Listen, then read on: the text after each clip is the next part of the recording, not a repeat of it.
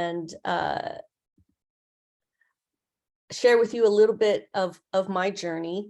I spent 30 years in higher ed as a vice president of student affairs, and I worked for 3 presidents at some pretty huge Research One institutions.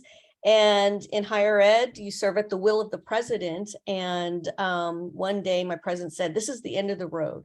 And so I was let go or fired from my position. And luckily I was able to retire after 30 years. And then I was able to figure out, what is it that I really love to do? And I love coaching.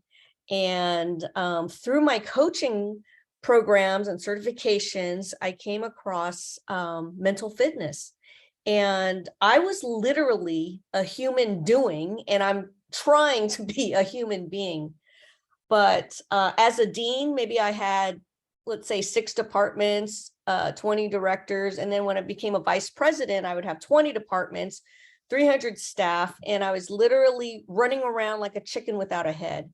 Multitasking was all I would ever do.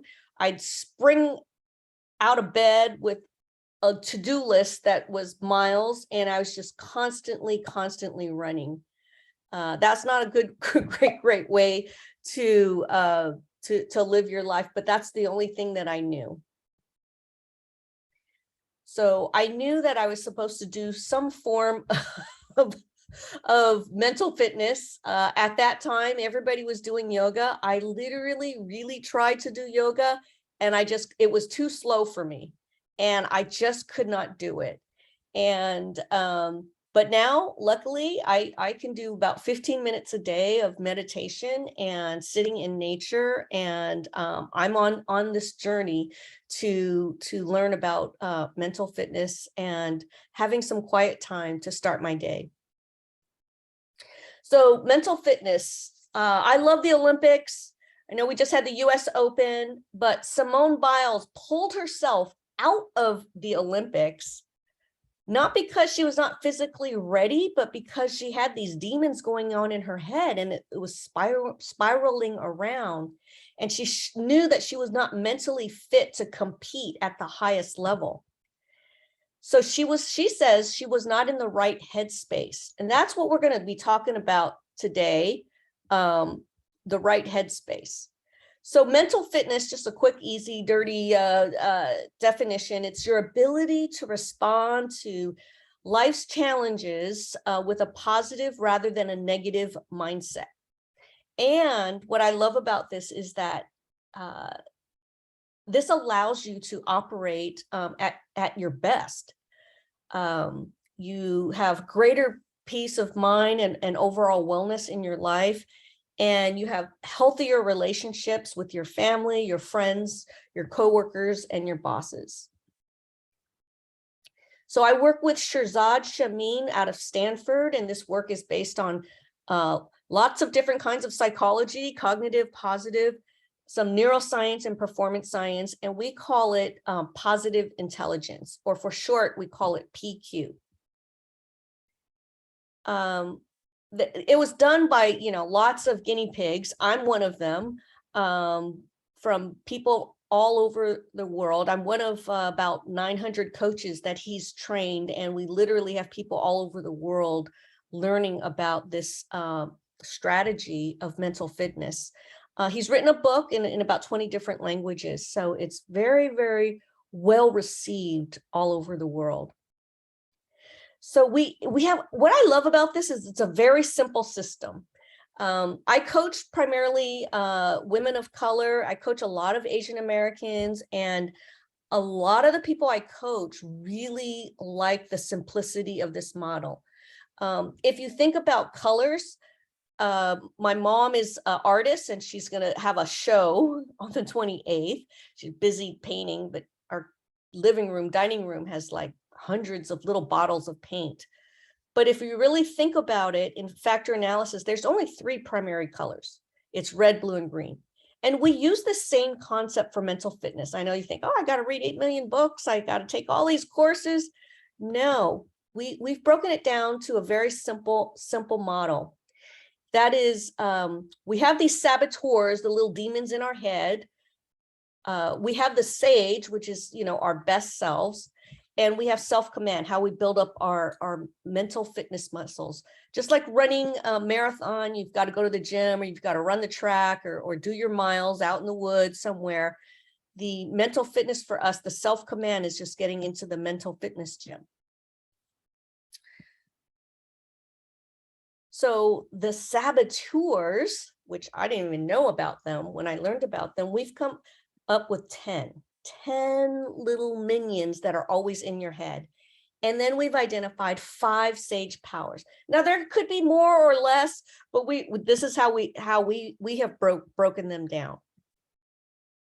So this is the model. It's very simple. We intercept our saboteurs, we access our sage, and then we develop our mental fitness muscles. Very, very simple. So the first saboteur is the big kahuna, some term used in Hawaii. It's the judge. The judge is, you ever heard the term where it's like you are your worst enemy? You're really critical of yourself. And then I'm critical of myself. I have these high expectations. And then when I was working, I'd always judge my bosses because they weren't perfect. I judge myself, I wasn't perfect. And I judge my staff because they weren't perfect. The judge is always everywhere saying, you're not good enough, you're not tall enough, fast enough, smart enough, analytical enough. And the judge has a gang of cohorts of people that he works with. So you always have the judge saboteur, the big one, and then he teams up with people. So we've got the controller, the hyperachiever, the restless, the stickler, the perfectionist, the pleaser, the hypervigilant, the avoider at all costs, the victim, and then the hyper-rational. Now, we are all of these. We actually have a little test that people can take, but we are all of these. And it's important to know you are not your saboteurs. These are just things that are going on in your head. But I'll share, like I am a total controller. My dad drank a lot, always came home drunk. I'm the oldest daughter. And so in my mind, if I plan everything out, if I can control everything, everything will be okay. But that's a myth because you can't control everything. I'm very impatient, working on that. And, if I don't control things, everything will be out of control. The stickler. I am a stickler. I don't know where it came from, but I am. I got my PhD at USC, and it took me like forever to get the dissertation done, but I was wanting the perfect dissertation, and it's got to be perfect because it's got to be published. And it's like people said, Julie, a good dissertation is a done dissertation. I could never get to the point where good enough is good enough. I'm always, well, I got to research, 10 more books and do more surveys. It's perfection, always. The avoider. I don't like conflict, so I avoid it at all costs. If I coach a lot of people and they feel like they want to move up the ladder, but they say, well, I don't know this part of this job description, so I'm not going to apply. They avoid things, avoid taking risks, avoid taking moves because they just want to play it safe. Hyperachiever. So hyperachiever, it's like, okay, I'll be happy when I become a director. Well, then I'll be happy when I'm a dean. Then I'll be happy when I have a PhD. And then, a vice president, a president, and then making six figures. I mean, it's like it never ends of all this achievement, because the lie is that your life is built around achievement. And that's how you value yourself. You put your self-worth on all these achievements. The pleaser is like, well, I'm the peacemaker and somebody's got to be the peacemaker, and I have to please everybody because I don't want to hurt them and I don't want to offend anybody. But then you lose yourself. I was a pleaser in my marriage. I'm not married anymore, but I was always trying to please my husband, trying to make it work, and I lost myself in the process. The victim, I was like, well, I scored really low on victim, But when it comes to family, I'm a caretaker for my 89-year-old mom, but I also have a brother and two sisters, and they do nothing. Like, I do everything. The long-term care, the caregivers, buying the groceries, the doctor's appointments, and I feel like a victim. It's like, I'm doing everything and they're doing nothing. All right. Oh, the restless. That's me. I'm kind of embarrassed that I am so many of all of these, but fear of missing out. I'm always like, do one project and then start another project and, move to this position and never really present. And I would say the majority of my career, like I was always taking on new responsibilities, joining committees, doing conferences, fitting in travel, that I was never really present because my mind was always so restless, thinking that I'm missing out on something. Hypervigilant, we think of COVID. It's like, oh my God, people can't work here anymore. We got to get vaccinated. I mean, just like, crying wolf, wolf, wolf. And, they're trying to protect you. But if you're always like so worried and danger, danger, danger all the time, people might not listen after a while. And then hyper rational is like, you're so committed to data, like in higher ed, data driven. Every decision has to be data driven. And I remember working with the lawyers, like, our students want to go on a trip. That's too dangerous. They want to do a fundraiser. That's too dangerous. They want to, have a party off. That's too, everything was too dangerous. And so it affects relationships, and it's like analysis paralysis. So this is a sample of, we're all of these, but we do have an assessment that it kind of rates your top 3. And I kind of shared my top ones were controller, restless, hyperachiever, and stickler. So the saboteurs land typically in the left side of the brain, and your sage powers land typically in the right side of your brain, where you have your intuition, your heart brain, your gut brain, your ability to be curious and have empathy. The saboteurs do motivate us. But they motivate us through negative emotions, like, it's the fear of failure. That was my huge one. Fear of failure. I'm going to let my family down. I'm going to let my community down. I'm going to let God down. Lots of guilt, shame, insecurity. But the sage powers, motivate through positive emotions like creativity, passion, purpose. So the saboteurs will generate success, but maybe not happiness, maybe happiness in a short while. The sage power, when we operate in our sage, which is sort of like our best selves, you generate a higher level of success as well as sustained happiness. So I want to share just a little bit about the sage and how you access the sage. So we use a lot our childhood picture. I know that's kind of funny, but one of the things we ask people to do is get a childhood picture like under 10, because believe it or not, your childhood picture actually has a lot of your natural innate qualities. And you see me here with a pretzel, nowadays I probably have a glass of wine, but it's there's no saboteurs there, like you're not a victim, you're not trying to control everything, you're just living out of curiosity. When I'm operating in my sage, this is a picture of me and one of my student government leaders. I have empathy, I'm supportive, I'm caring. I'm in the moment, which was really hard for me. The bottom picture is me at graduation with one of my student leaders, and I'm just sharing this, monumental moment with her. But I would say more often than not, I was operating in my saboteurs, which is like the warrior, monster. It's like, I've got to control.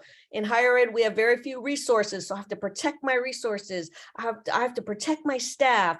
One of the things I hated to do was to have to let somebody go if it was like the wrong fit and I would obsess over it at night and like, oh my God, this, poor person's not going to have a job. And it's like, I would just be in my head spinning, not able to sleep at night. Now, you might say, are these saboteurs, are they good for you? I was coaching a team of people that they were running a mentor program for youth in India. And one of the women, and they're all highly educated, very smart and bright people. She's like, Julie, my saboteurs, my judge, they actually helped me. She goes, I have a PhD from a top university. I have a job. I'm married. I'm relatively successful, and I think it's my saboteurs that pushed me to this success. And so I said, yeah. And I said, what has it cost you? And she didn't miss a beat. She immediately said, my happiness. And I was actually shocked that she said it so quickly. And she said, yeah, I keep achieving. And I used to think it was my mother, but it was myself just constantly pushing me. But sometimes when we let our saboteurs run us, it causes us our happiness. So again, when we think, well, what isn't this alert system, these saboteurs, they're trying to protect you, If you think of it, the hot stove, right? When you have little kids, you're like, don't go or fire, don't go by the fire. You're going to burn yourself. Don't put your hand on the stove. When you see the heat, it's a signal saying, oh, this is hot, stay away, right? If you put your hand on a burner or in fire, just imagine that. The smoke is coming, your hand is burning, then it starts to burn the skin, and then it's getting down to the bones. It's just like pain so that's what it's like when your saboteurs are running you. It's like you're leaving your hand on this burn. And that was me for I would say 30 years. So the negative emotions or the saboteurs, they're good for a second as an alert signal, but they sometimes cloud your vision on how to see clearly. You become not empathetic or curious or creative, and you can't take laser focused action because you're in your head. You're in your head all the time. So the first thing is the saboteur. We understand all of the saboteurs. The second thing was the sage, accessing the sage. So what is the sage? I don't know why we use the sage, but it's kind of like the sage is just kind of like the wise Obi-Wan Kenobi, okay, or the positive Jedi, and it lives, with positive emotions, peace and calm, clear-headed focus, creativity, big picture. This is what it means to be in sage mode, we call it.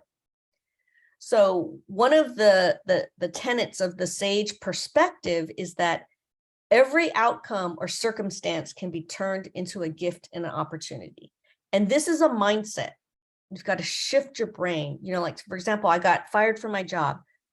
It's like, well, it's taken me 3 years, but it's like, well, that was a gift because I got my life back. I'm doing something I love. I was able to spend time with my dad before he passed away. There's so many gifts, but it takes mental fitness to be able to see everything can be turned into a gift. So one of my favorite stories and one of the best ways to understand the sage perspective of this mental shift is the stallion story. And I don't know if anybody is familiar with it, but back in China, there's this farmer and he had this beautiful stallion and it ran away. And all the villagers came to him and says, oh man, you lost, it's like you lost your Tesla or whatever, or your startup business just fell through the cracks. And the farmer's like, who knows what is good or bad? You know, who knows? Who knows what's good or bad? Oh, I didn't finish the story.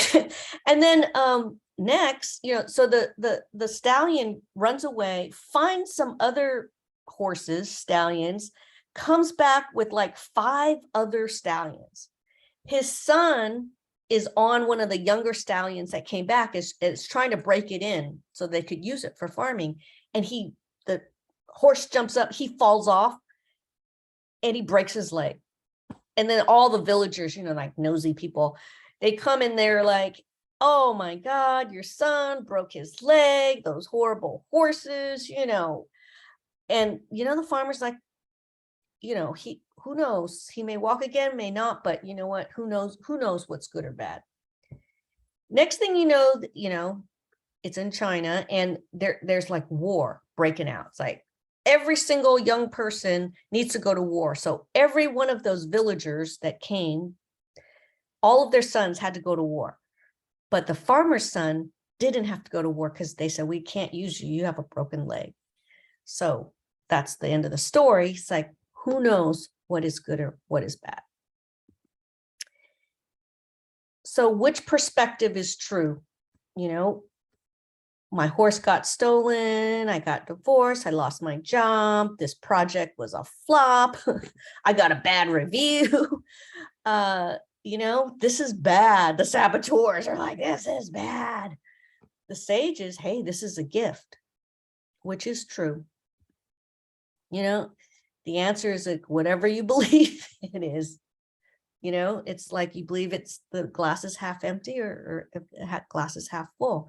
And it takes mental discipline to be able to think that there's something good that can come out of this. So that's where we would come in. It's like, well, how do I make that shift, Julie? And it's the self-command, which is going to the gym. Okay. So it's very simple. Intercept the saboteurs, get into your sage mode, and then you need to have self-command, which I call like a leadership practice in the morning. The farmer, he was in the right frame of mind. So we call these PQ reps, all right, going to the gym. So I'm going to do a little practice PQ rep with you, and you can do it or not. I can't see you guys, but I want you to think of a stressful situation. You have home, work, family, your neighbors bugging the heck out of you, your car's not working, I don't know, your kid is just not doing well in school, just a really, your boss is not happy with you, or, you're going to get late. I don't know what your stress is, but just think of something stressful. And then we're going to do some PQ reps, okay? And so you can close your eyes or not. And I want you to just breathe. Actually, when you breathe, you activate, there's a nerve, it's called the vagus nerve. And the whole purpose of the nerve is to calm you down. So take some big, deep breaths and fill your lungs up and let your arms rise up like a turkey vulture. I have them flying around my house. I don't know why. But just as you breathe, just fill up the air, move your arms like an accordion, just really, really fill up those lungs. Just fill up your lungs as much as possible, much air that you can get in there. Try to hold it and then blow it out. Just take a big, deep breath and blow it out. And I want you to put your hand now on your heart and keep breathing. I want you to feel, you can feel your heartbeat or not, but just feel your chest going up and down as you're breathing.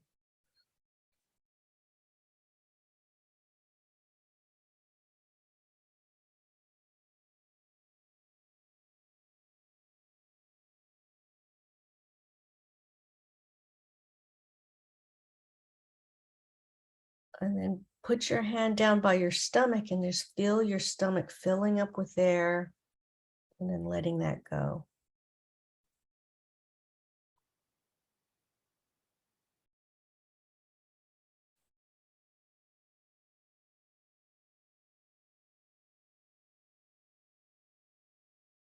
Take a couple more big deep breaths.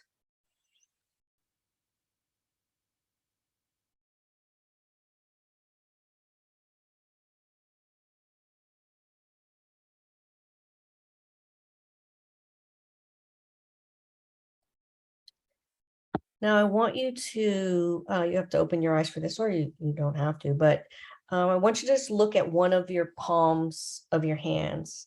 And I just want you to look at the veins in your hands.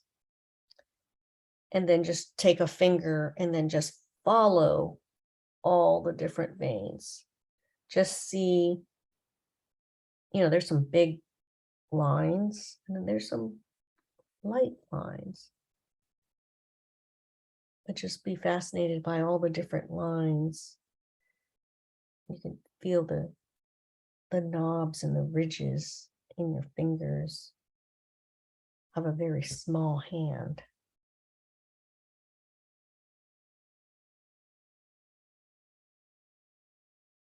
I mean, you probably can't even count how many lines there are. At least I have a lot of lines on my hand. And you can kind of close it and open it a little bit, and you see the creases.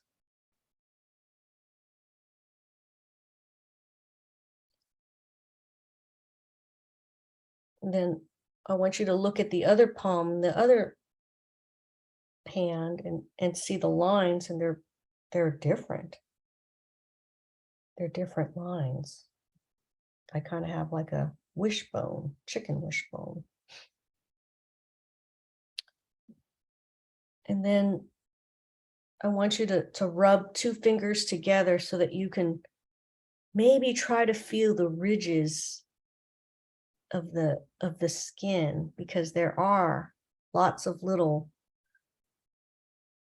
lines in your fingertips. So see if you can rub your fingers together and feel the sensation of your fingertips.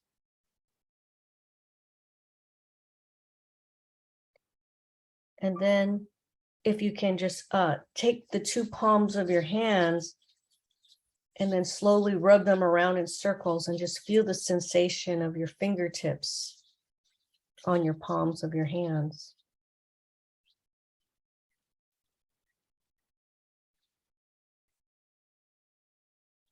You can hear the sound that it makes when you rub your palms together.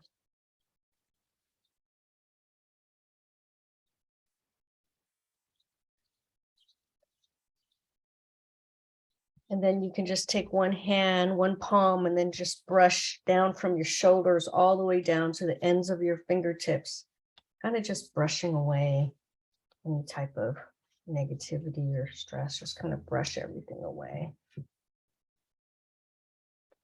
And then take the other side, start from your shoulder, and then just brush everything down.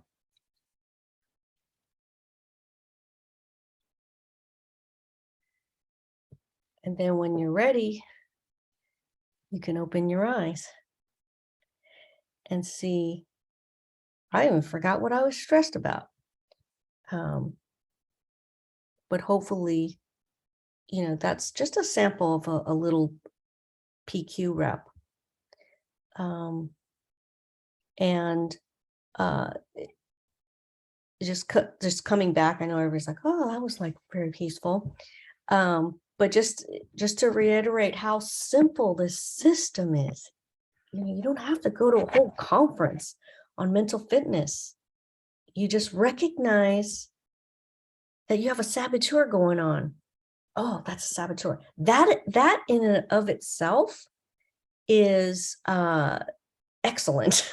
Or, I mean, just recognizing that it's a saboteur is great. And then just breathe. I mean, before you make a decision, before you go off on somebody, before you press send, before you text, just breathe. Rub two fingers together. And I know it's hard, but no matter how difficult, challenging the situation is, try to have that sage perspective that every problem can be converted into a gift or an opportunity. And this is how we can access our sage powers of empathy, curiosity, creativity, calm, and clear-headed action. So you're thinking, Julie, is this really possible? Well, I've been on this journey. It's taken me a long time. It is possible. All right. I would say it is possible. But it depends on if you can build up, because it's all mental memory, right? It is all mental memory. Your brain is a beautiful thing. And it's building up those muscles in your brain to make those shifts, right? You can read a book, but practice. It's like pickleball. I try to learn on YouTube, but it's like, I just got to get out there and play and learn how to dink and not slam the ball all the time. Okay, it takes mental muscle. So my hope for you is I lived, 30 years being restless, controller, not present. I missed out a lot on life. My marriage ended in divorce. And I wish I knew I had better mental fitness skills. Now I spend about 15 minutes in the morning in nature, and then I journal for 15 minutes and I do yoga. And I have this app, and there's all kinds of different apps nowadays, my goodness, Calm, all these different things. But you really, really, really need to make it a habit, because you're worth it and you're meant to. Trust me, do it for your family, do it for your colleagues. Do it for yourself. We do have a assessment that you can go. It's free. You can take it, but seriously, don't take it if just to find out your saboteurs. We all have saboteurs. Just take it if you really, really want to make that shift, because it takes the hard work. Then is trying to do 15 minutes a day. So that is questions. I want to open it up for questions. You can put them in the chat if you'd like, and or not, or maybe want to go eat dinner, have happy hour. That's good for me too. Yeah, thanks so much, Julie. I don't mind jumping in on this one. So I really like the identifying the different modes, and it really has a lot to do with self-awareness, and identifying where that space is, and you've got some mechanisms to help people get from one mode to another. But as managers, or as a company or organization, do you have thoughts about habits or practices that we might adopt to encourage people to get to that level of self-awareness that they're identifying where they are? Oh my God, that is a great question. If you could imagine leaders leading from their saboteurs, like fear of failure, control, avoider, or leading from their sage. And I've worked with both, people that were very self-aware, and, they were open to professional development. And a lot of times when people move up into higher levels of positions, their saboteurs say, you have to know it all. You're expected, you're getting paid to know all the answers and to lead. And so they get trapped into feeling like their saboteurs are saying, don't ask for help. That's a sign of weakness. Don't get a coach, because that shows that you have an area that you need to work on. Leadership is one of the most fascinating things. And I think that I would love to see a world where everybody operates in their sage. It's so much more fun.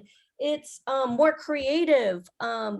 People are, they're going to stay in jobs longer. People don't leave organizations, they leave people. They leave bad leaders. And I don't know the answer of how do we get someone to, take the time to do professional development.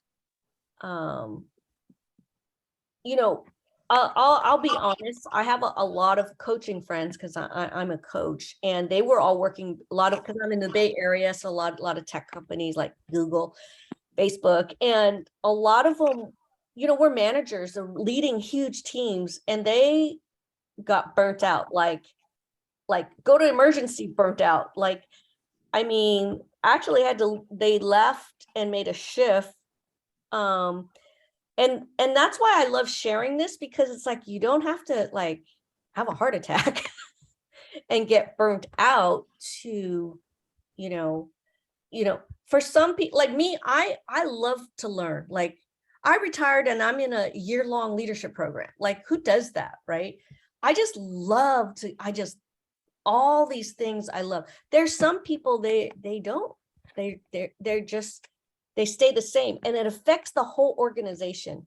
Your organization is going to take on the leadership.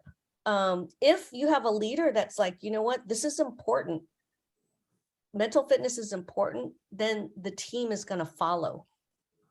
So I don't know if I answered your question. It's very difficult. It's a personal question, but I think more and more it's becoming more in fashion, kind of like counseling was in fashion, now coaching's in fashion. I think with COVID, mental fitness is really, like, I started doing this before COVID and everything like that, but it's kind of in fashion now to be able to be mentally fit, because there's so much stress that's constantly coming around all of us. Does anybody else have any answers for Jim's great question? Shelley? Yeah, I think one of the things that I think about with this is that you really have to build it into your culture.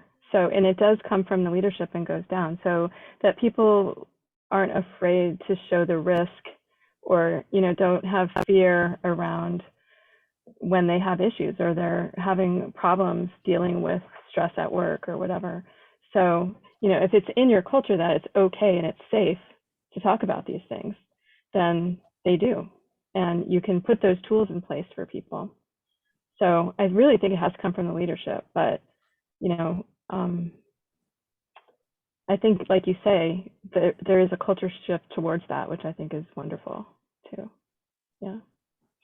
But we also have a question. Jim, did you see that question that came in? Yep. Park Blake is asking, any advice on how to maintain the discipline to mediate regularly enough to make it a habit? Can you say the last part? To meditate regularly enough to make it a habit. Oh, that's really hard. So I have a group of women, and we sort of hold each other accountable. I went through the training about 2 years ago, and so I still meet with people and we hold each other accountable.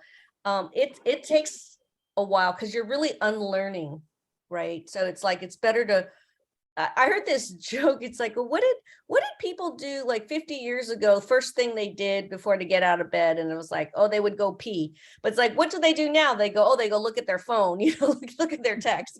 So it is really hard, but I really believe in repetition. So, I mean, you just have to do it every day and start off small. So I would do like 5 minutes and then 6 minutes. So now I'm up to 15 minutes. I recently did a part of my leadership program. We're in our third retreat, and we had 1 day of silence. I was like, oh my God, right? You couldn't talk to anybody, but you could eat, but you can't talk. And then we had, I didn't know what the time frame was. I thought I was going to die, but they said, you're going to be in nature for a long period of time, and we're not going to tell you how long it is.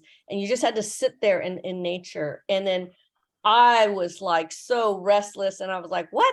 The trees are supposed to talk to you? I said, okay. I'm like, I was just like done. And I said, how long was that? They said 2.5 hours just sitting there. And so you just have to start off small and just grow. And you just have to trust that that like I heard this one saying once, you know, the universe is rigged in your favor. You just really have to trust that whatever stress or whatever answers that you need, if you just sit quietly, it will come to you. But I don't know, does anybody else have any answer? How do you do a daily I call it a leadership practice. I think everybody needs something. That's so true about the universe. Just trust it. So I'm definitely a sage power person, and I focus on it. And just to share some of the things I do every morning, you know, I get up and I do my thing and I weigh in, and then I read these three things. And the first one is, I get up and nothing gets me down. Of course I still, but the next one I took from an 88-year-old yogi, and she said, today is going to be the best day of my life. Mm-hmm. And that's the most challenging one, because it implies you have to outdo yesterday, which was the previous best day of your life, right? And then the last thing I do is I say these four things: happy, healthy, productive, and free. Mm-hmm. And I was talking to my doctor about that. She goes, well, I get the happy, healthy, and productive thing. What's the free thing? I go, it means that I'm free to do what I want, when I want, the way I want to do it. And whether that's, you know, going out and playing golf with my son, or taking a trip, or, you know, riding my bike, or whatever it is, I try to live by that. And it's kind of Zen. Mm-hmm.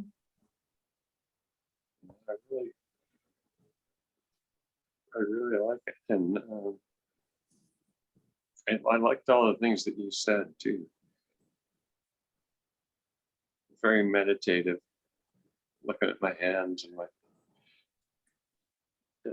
touching my arms and stuff. So anyway, thank you. That was beautiful, Joe. And that's what this is all about. That's why, you know, we don't have to have a catastrophe to be able to be in touch with what's meaningful and purposeful to us. But like Joe says, you have to take the time to find a phrase that's meaningful to you. And I believe that it's going to make your life better and everyone around you better.